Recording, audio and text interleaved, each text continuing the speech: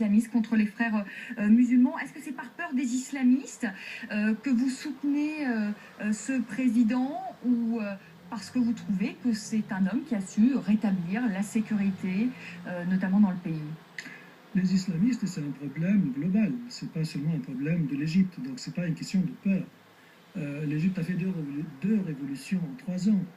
Le peuple égyptien a réclamé l'armée, il a réclamé El Sisi. C'est à l'envers de 1952 où le peuple a suivi l'armée.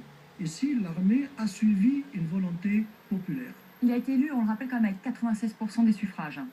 Ça représente absolument la volonté du peuple. Et si vous voulez l'exemple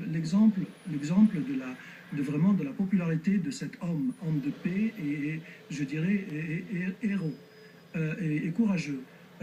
Quand on voit le grand projet, méga projet du canal de Suez, il y a 55 milliards de livres dont les banquiers avaient estimé qu'il fallait 2 mois pour les rassembler. Ça a été rassemblé en 1 semaine. Donc ça, c'est vraiment l'indice de la popularité d'El Sisi. Mais sur les droits de l'homme, sur la répression, Jean-Maher, Sophie Pommier disait 40 000 arrestations, 1000 condamnations à mort, des ONG qui aujourd'hui doivent régulariser leur situation.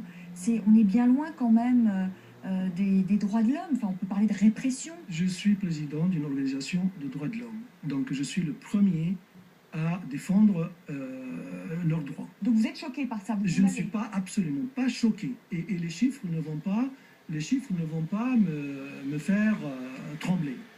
Vous avez utilisé vous-même et la majorité des médias européens et occidentaux bras de fer, l'homme dirige en bras de fer, la répression. Non, c'est pas vrai.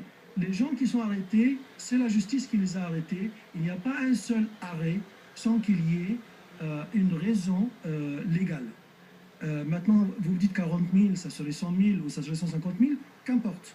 Mais vous dites que vous dirigez une organisation des droits de l'homme, mais moi, par exemple, si j'avais bien lu le rapport de la FIDH, qui est la Fédération internationale des droits de l'homme, et c'est franchement un rapport accablant pour les autorités. Mais les droits de l'homme de l'Union européenne, c'est la même chose.